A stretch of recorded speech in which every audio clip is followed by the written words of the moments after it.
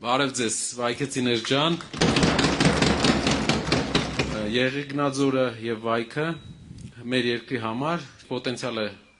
ամբողջությամբ չօգտագործված շրջաններ են, որովհետև եթե դուք դրսից եք գալիս ու անցնում եք այս տարածաշրջանով, միշտ հաճույք եք ստանում այս բնությունով, ինչը արվելու ապագայում տուրիզմի զարգացման համար տարածաշրջանում։ Կարևոր գիծ, մարզը գինեգործական կենտրոն հռչակելու համար, մարդիկ գալու են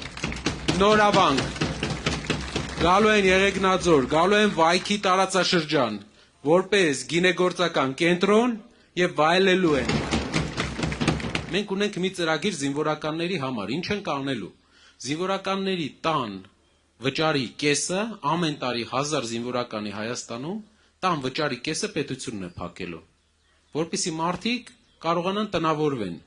Ինձ թվում է Վայքում դա շատ կօգնի զինվորականներին, ովքեր կարիք ունեն բնակարան ունենալու։